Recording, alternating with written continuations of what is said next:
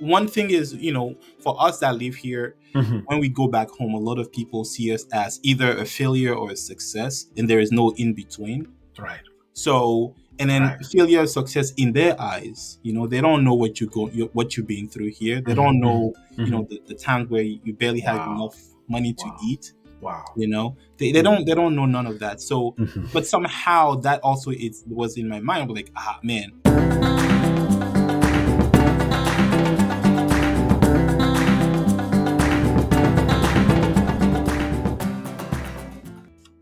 Well, hello, my people. This is yet another special one. This is your host of STEM2Roots, where we plan to talk our way into a plan. Today we have Habib. I'm going to let him introduce himself so that you guys will know how special this episode is and who I have in front of me. Habib, please tell my people who you are, where you're from, what you do, just anything you can share, but I'm sure they'll get to know you more as we have our conversation. Hey, hi, Mike, and hi, everyone.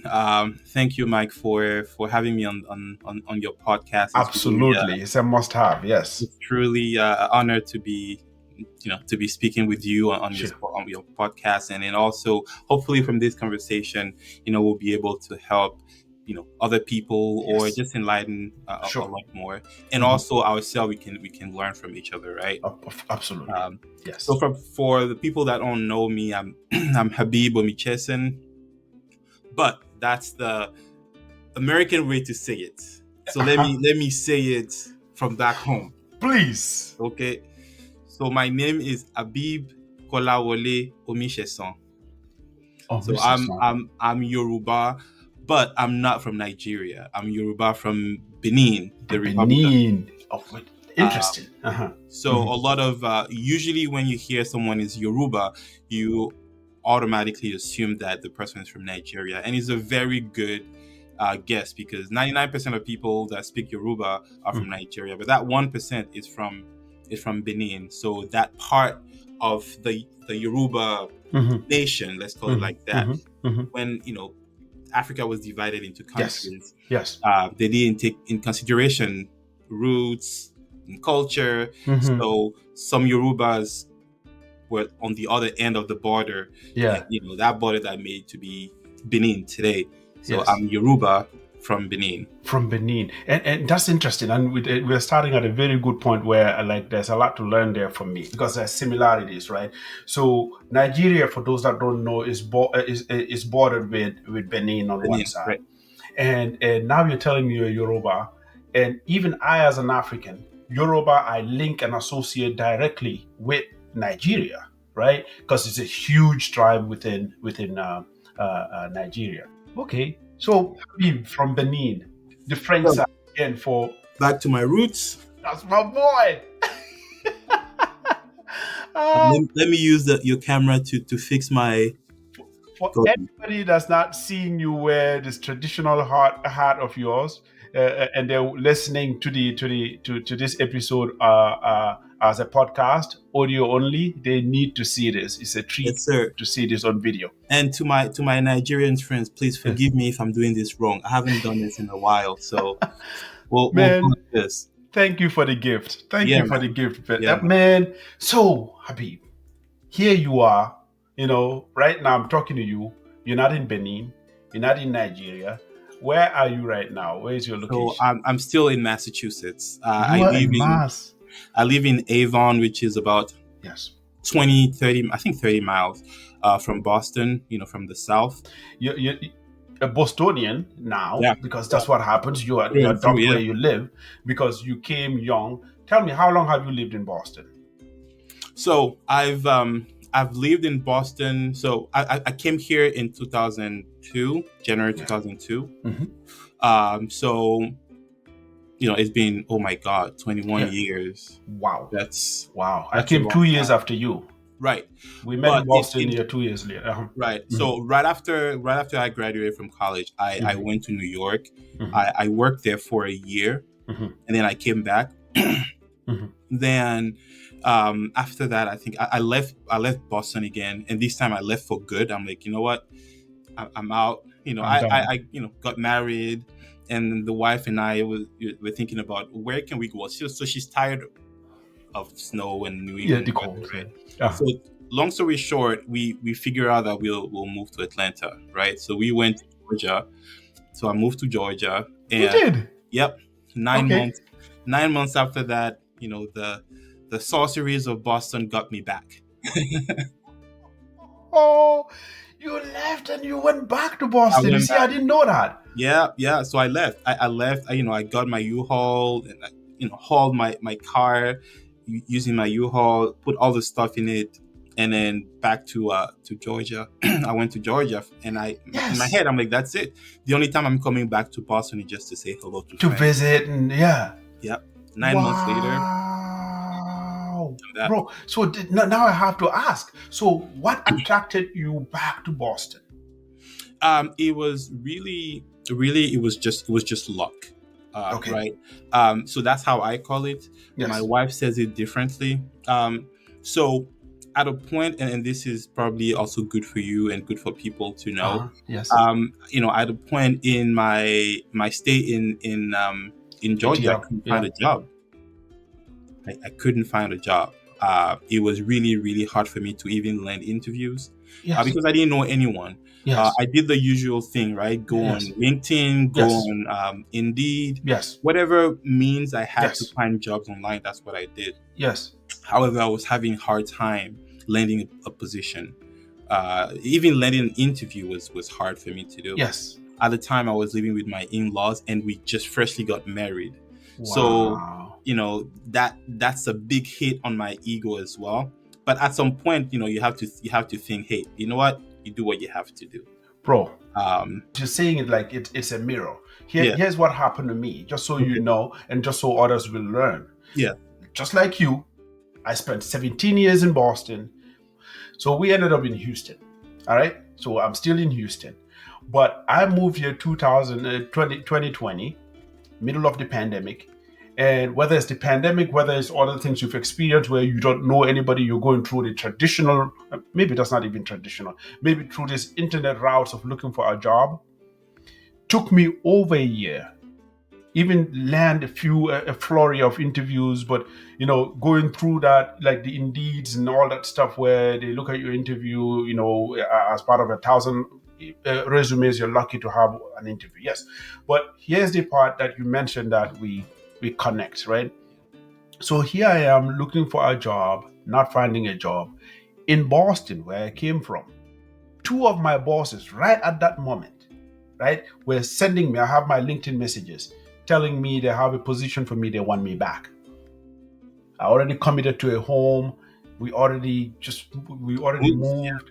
And I had actually 3 opportunities. Somebody I worked with was the VP of sales in another company. So three jobs in mass, all asking for me to come after a year of interviewing. So I guess something to learn there is where, after you're rooted somewhere, you form all your networking connection, then changing becomes hard even here within the US. It is. It's hard. I would say it's harder for us, and there is a real deep reason why. Okay.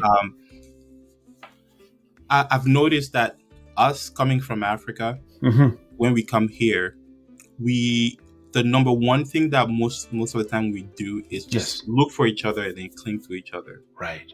That's a mistake.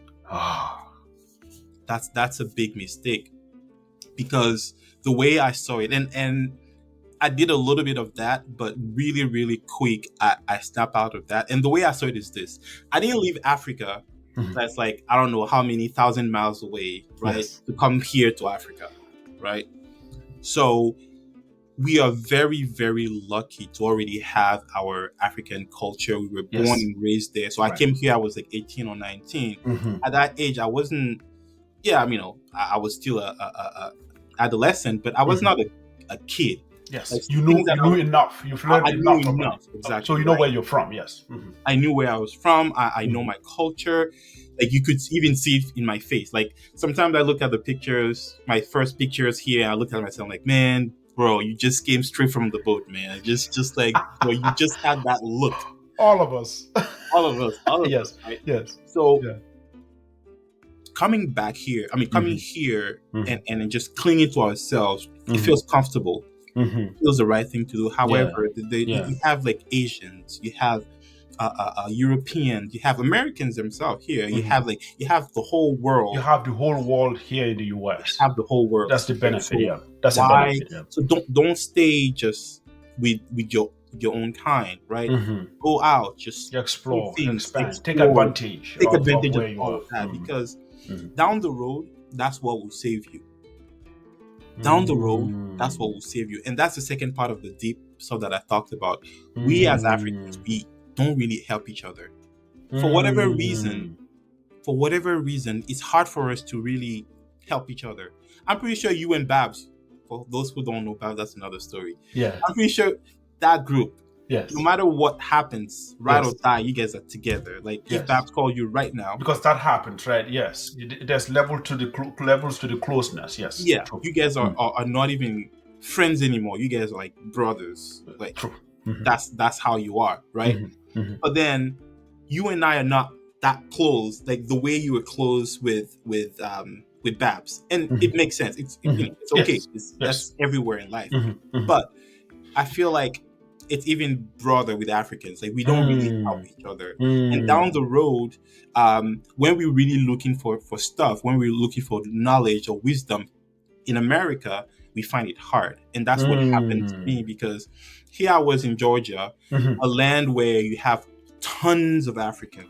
Oh, I plenty. mean, Yes. tons of Africans. Yes. And I couldn't talk to anyone. I only knew one person from Benin.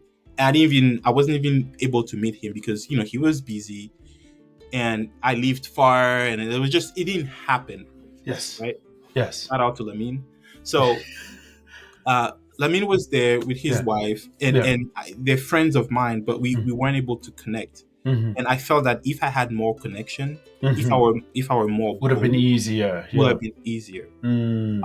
And I think that that's what if you take nothing from this conversation, Yeah. take this from me. Think about that. Think Right. about that. Yeah, Right. just go outside of your realm and meet new people, different people, learn from them.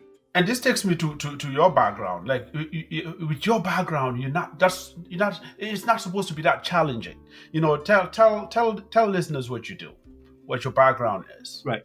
Yes. So currently, I'm a senior lease administration analyst Mhm. at American Tower.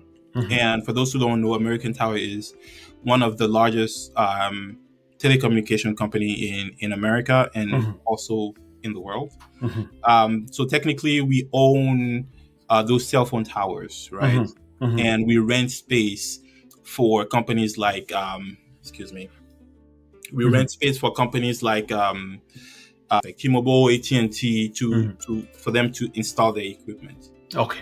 That's Okay.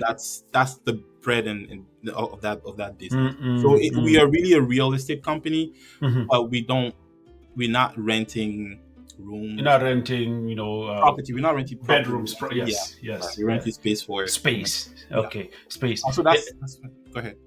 So that being your background, this is something you can do from anywhere in the US, and having a challenge like that just because of the geographical location where you're applying from, it just takes us back to the reasons you pointed out are a factor in when you were looking, and you went back to what's familiar, where your network is, where your contact is, and things change. Then now let me take that even broader. So you've had a taste already of being there 2 decades here in the US. You've given your entire professional life to the US.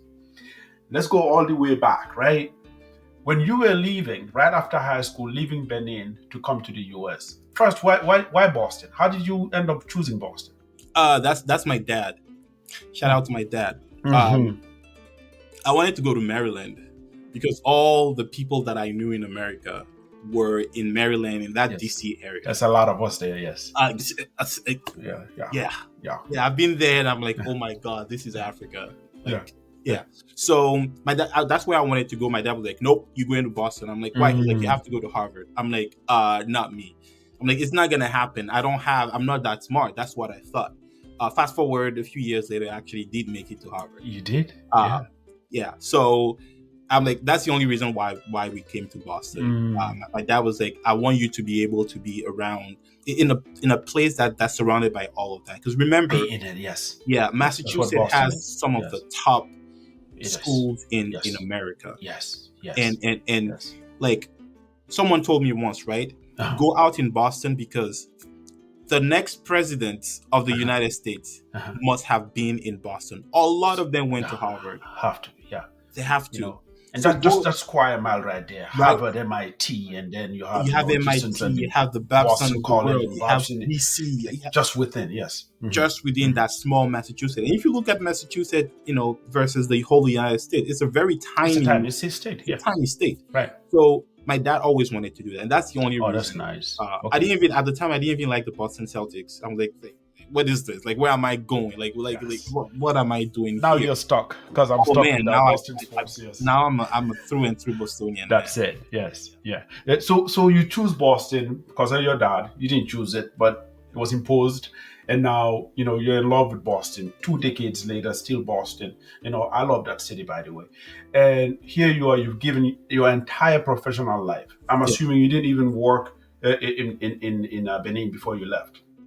A little bit, but yes, we don't count that. You don't count that as work. It's not on your resume.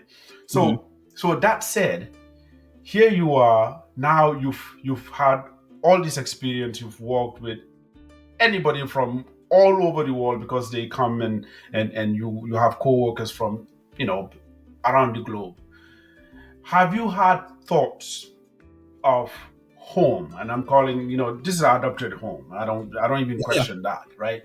But home as in your roots, Benin. Have you had thoughts of, working there professionally, in person? Has that ever crossed your mind? Oh yeah. Almost always. How did that go? How does that go when you think about it? So, 20 or 21 or 22 years ago when I was coming here, my only goal was to study, right? My goal was to get the diploma, get the degree I had, and then, just go back home. Yes. And help build my country. Yes. I always had that deep love for my country. And when I say my country, not just Benin, but I think I have the right to consider Africa as a country. Definitely. I do the same. I call it Africa, and that's what I say. Yeah. I have the right to I know what you're saying. Yeah. So if I call Africa a country, it's not out of ignorance, but it's because why you're saying that. I know why I'm saying that. So, I always had that deep will to try to do something, and also I know there's money to be made, and I'm not all selfless and all that, but I want to make money, but also helping Africa, and starting from where I'm from, Benin, and then from Benin we can go around. Yes, right? yes. So that's the only that was my goal. However, life gets into your into you, I guess, and things change, but that will never change. And so the will is still there, the thought is still there. Thoughts are still there, but then it's not gonna be up to me to figure out a way around my current situation, and it's nothing bad. So for those who don't know, I'm married a beautiful and awesome lady who's from New York. Her parents are from Haiti, but she is born and raised in New York, so she's through New Yorker. So I know she won't be able to live in Benin. That's I knew that even before marrying her. When I was thinking about building my life, my family, I knew it was gonna be with her, and I knew it was gonna be a sacrifice for me. However, it was not going to be a total sacrifice. It's just going to be a matter of finding ways around it. So maybe being here for 3 months, being over there for a few, figure out something, right? So I'm still in that figuring out moment. So wifey, marriage, and these are things that, when you were leaving around 18, 19 years old, when you were leaving, that's not something that you can tell how your life is going to go. So that's a big one. Yeah. Are there other factors? are there any other things that contributed to your inability to make that happen in 2 decades, like being able to? Yeah. Are there other Yeah. things? Mhm. Other things are pure, once you come here and you see how things are easy, electricity, people take it for granted here, right? Back home, there is blackouts on a regular basis. Mhm. Quick thing, for the first time I took my wife to Benin around this time last year. You went last year. Yeah, Okay. last year with her for the Mhm. first time. Mhm. And the night we arrived, blackout. Okay. So for Mhm. her, it was like, what's going on? I'm like, yeah, don't worry about it. This is like, Yeah. yeah, this is, Just nothing. it's Yeah. nothing. Mhm. Mhm. Okay, so we go to the bathroom, water, nothing is coming down. I'm like, Mm. oh, there's no water. Okay, so we'll, there's, I don't know how you call blackout in water, but that also Yeah. they do that Yes. sometimes. Yes. Yes. Okay, Yes. so Yes. I'm like, oh, there must be, we have some water somewhere that we're gonna Mhm. bring to the bathroom. So don't worry Mhm. about that. So that Mhm. lasted maybe a couple of hours. Mhm. So all that to say, when we here, we get used to the lifestyle here, Mhm. right? Mhm. Whatever it is. Mhm. And then going back home, sometimes you think about it, you're like, do I really want to go back to that? Mhm. Do I Mhm. really want to do this? Mhm. So there Mhm. is this fear that you get, or that I got, where I'm like, I don't know if I want to do that. Okay, one more year, one more year, one more year. And then before you know it, one day you wake up and you're like, wow, I've been here for 10 years. I've been here for 20 years. So it's really that. It's a lot of, I'll say, insecurities. Mhm. Not sure what you're getting back home. Yes. Forgetting that when you were 18 or 19, when you were coming here, Uh-huh. the situation hasn't really changed Yes. that much. Yes. But Yes. we get used to staying here, and then Mhm. for whatever reason we get complacent and Fair. I've had this conversation already, here on STEM to Roots already, and outside of this, and this is part of why we are having this conversation. That's all facts, right? Nothing is being made up. So I bundle all of that into infrastructure, the things that you can't control, you can't handle. I spoke to somebody earlier who mentioned exactly the things that you mentioned, whether it's water, whether it's electricity, things that are infrastructure related, Mhm. that you as a private individual, if you were to invest in making yourself comfortable having those things 24/7, then it adds to, you know, how much money you will need to have in order to live comfortably, right? And living comfortably, you're going to compromise if Mhm. you actually make that switch, knowing that you're leaving a place that Mhm. it will cost you way less Yeah. and you'll be comfortable as an individual. So it becomes tough to make choices like that. And so that I bundled into infrastructure. You mentioned wife, you mentioned infrastructure. Is there anything else you have in mind that actually contributed to you saying, all right, maybe another year, maybe later down the line? Like, what are some of the reasons, if there's any? Just, yeah, like you said, infrastructure, Yeah. you know life, you meet someone, and then your life trajectory just changes. Hmm. Also, you just, like I said, it was just fear. For me it was Fear. fear. Fear of disappointing. Also, like also, one thing is, for us that live here, Hmm. when we go back home, a lot of people see us as either a failure or a success, and there is no in between. Right. So, and then Right. failure, success in their eyes, they don't know what you're being through here. They Hmm. don't Hmm. know, Hmm. the time where you barely have Wow. enough money to Wow. eat. Wow. They don't know none of that. So, Hmm. but somehow that also was in my mind. Like, man, because I told you I've been to Harvard, but I didn't graduate from Harvard. Hmm. Hmm. So that for me, I kind of took it hard. So I'm like, oh man, a lot of people knew that I went to Harvard. Not that Yeah. I was advertising it, Yeah. but it happened that a lot of people knew that. Yeah. So me not actually graduating from Harvard, I'm like, oh Them man, I'm not seeing you with failure, a cap and gown and the right? So uh-huh. I'm like, man. So all of that I Mhm. put under fear. Ah, So I'll ah, say it's yeah, it's fear. wow. That's interesting that you mentioned that. So we come from a place where community and what people that people are involved in your life. right? They're 100%. involved in your life. And so, 100%. they have a say even when you avoid it, because it comes where if you say, "Oh, I don't care what they say," then it will come by way of closer people that you care about, like parents, like siblings. So it will find its way to you, and then all of a sudden somebody that means something to you is saying something Something. Yeah. that will now affect you. So Yeah. it's not a stranger anymore. Yeah. And that's the kind of community we come from.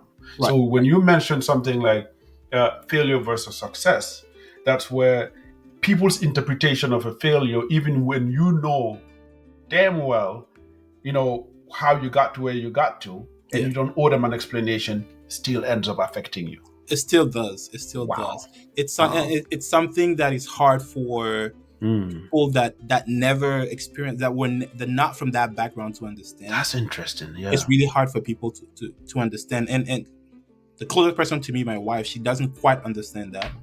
Yeah. She's seen some of that when she went home Yes. with me, because I'm like, all right, I have to go see this aunt. I have to go see that aunt. I have to go see that uncle. I have to. She'll be confused by the word "have to." Yeah, it's not a choice. I didn't have a choice not to, right?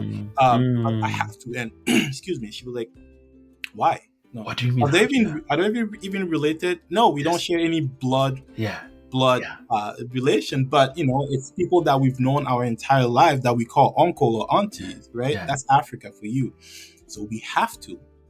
But she didn't. She couldn't get it. She couldn't understand. And I would totally understand why she wouldn't get it. And this is I remember dating somebody in Boston that is similar to your wife's background. Knows nothing, only knows what I mean by knows nothing, knows no place else as far as culture. Yeah. So, like a pure New Yorker and stuff. And my brother had just made it to London, and that was my fourth year in Boston. Mm-hmm. And when he just got there, started school, because I'm older than him. I left the country 4 years before him. He was in London needing a laptop for school. Mm-hmm. I didn't even own a laptop. My only income was coming from an internship and from school. I gathered my close to 400, about 380, bought a Lenovo laptop to ship to London. Yeah. And I said, I had to buy his laptop. And she was so confused by that. What do you mean have to? Will he pay you back? I said, no, I have to. And that confusion, I had to quickly understand where she's coming from, and know that it would be hard for her to get where I'm coming from, because she knew I didn't have it. She knew I had to sacrifice to do that. So culturally, this is in us, where you go home. My mom will tell me same thing. Hey, go and see person so and so. Don't forget to see person so and so. And for all the reasons that plus the fact that if I leave without seeing them, they will tell my mom, so Mike came all the way here and you didn't send him over to me. Yeah. So you see, somebody close to you, because you could have easily said, you know what, forget it. I don't care what they say. I'll just go back to Boston. Right. And now you leave your relatives. You leave your mom in trouble, man. That's that's. But you know what? Yes. That's now that you're doing that. Yes. That means that you're wiser, because the first time. So I came here, right, and then the first time I went back to Benin, I had that same mindset, right? I was really young and dumb, right? Yes. And there's some people that I didn't see. I didn't greet. I didn't. Yes. You didn't go to see. I didn't go to see them. Yeah. And I came back to Boston as if nothing happened, and I got the scolding of my life, man. Oh yeah. And I understood. I'm like, why didn't I go? Why didn't I go say hello? I was just too busy being with my friends and partying and stuff. Yeah. But then, we have to remember. Yeah. There's one saying: it takes a village to raise a kid. That's true. And in Africa, is very true. We know that. Yeah. It's extremely true. Yes. True. There are people that I call uncle and aunt, and we're not blood related, but I consider them as my mom. Right. For all the right reasons, yeah. For the right reasons. When I was kids, my dad, I would spend time with them, or their kids would spend time with us. Exactly. Yeah. It's a community, yes. It's a community, and this is what we're doing, right? Community. It's all about community. So it's important that when we have time, we invest that time, right, Yes. back into that community. Yes. Not because that aunt or auntie needs anything from us, Mm-hmm. but it's also a pleasure for them seeing us all grown with beard, all grown. Like, man, this is the kid I used to spank when he they feel fulfilled in fulfilled. being a part of your life and being proud of you. Yes, that's Right. true. That's And true. that's not just for our parents; it's also for those people that helped us That along have the been way. there, that saw That you we- grow. Yeah. Yeah. So Man, yeah. it's what it's really about. But a lot of people here don't understand They it. don't And understand I that. understand. I get it because you're And you not. also get it. I like how you call that wisdom, where here you are in a place where you understand both sides, and being able to be in a, I feel it's a privilege to be where you understand both sides, Mhm. and you've learned how to adapt and navigate that, understand a partner, understand friends that don't know, and also understand relatives at home, because it's just different. Man, It's- this conversation already, we are halfway. Can you believe Oh, wow, this? already. Damn. This Okay. this is where, like, here at STEM2Roots, we have this tradition. We take a little break Mhm. and lighting it up a little bit, because wow, unbelievable where we are right now and all the things that I want to know or have a perspective on. But now I want you, I want to teach people something, like whatever Okay. it is, because I know teaching, goes beyond just, Africa, or, like a segment of knowledge that you pass. Here, it's open for you to teach me Mhm. anything you think I don't know. Mhm. So if you teach me something or ask or whatever, and I know it, you'll have an opportunity to ask another one or let me know something else. But if you get it in one go, I will admit to it, because I so want to learn. I don't know Okay. everything. So what can you teach me right now? Did you know that most men follow their wives? It's always the men that follow the woman. When you say follow, you mean what? Okay, so let's say you are a man from country A, Yes. or town A, or region A, and you Yes. meet someone from region B. Yes. Whatever that someone goes to, like, the man always follows. So basically, are you saying the in most cases, Most cases. the man is it flexibility, or is it? I really don't know what it is. I wasn't able to pinpoint that. So it's a great observation, because now you just made me reflect on myself, right? Where being in Boston, grew up, went to school there, and You walked matured in there, Boston. matured You in matured in Boston. Boston. Yeah. That's the word, right? And so it was hard. There was a level of hardship in leaving familiarity and things that I know. Yeah. I know Boston like comfortably, right? Yeah. So moving to Houston was a thing where, if it was not my wife, like, I won't say she pushed, but like, she agreed to and wanted to do it, and I was flexible to do it, and did it. Mhm. But if she was not that comfortable with it, I would have dragged my feet. I'll be Yeah. there year Yeah. after year after year after year. So it was easier for me to go because of her. Yeah. And and I'm linking that to your observation. Yeah, and same thing with me. I was in Boston, comfortable, and then boom, one day I give my 2 weeks notice, and I found myself in Georgia. Why? Why Georgia?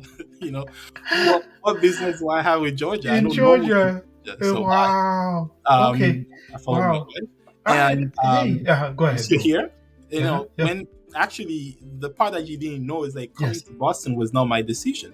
Oh. It was her decision because she found a job. They called her back in Boston. She found a job in Boston. So she's like, "Oh, I found a job in Boston." I'm like, "Okay," because at some point just we 9 months decided that, later. you know what, we need to leave Georgia. At some point we decided that we need to leave Georgia, and we said, the first person who finds a job, the other person follows. That was the deal. And then first she found something in New York, and we decided to go to New York. And then within a week, she found something in Boston, and she said, "Well, we're going to Boston now." I'm like, "Boston, here I am." But she says, usually, so she said, that was not a hard one for you. right, it wasn't a hard one for me. I'm like, that's it is. But she said that the real reason why she really went for Boston was because of me, because she knew that I was Oh, she did that for Boston you. couldn't She is home. So familiarity. I'll give her that. But again, that was her decision. It wasn't my decision to come back to Boston. So I always found out that in most cases, the man follows the woman. All my Interesting. mom's brothers, none of Interesting. them are in Africa. All of them are wherever their wives Wow, are. interesting. Interesting observation. Yeah. I'm interested in seeing, what the reaction will be, what people think.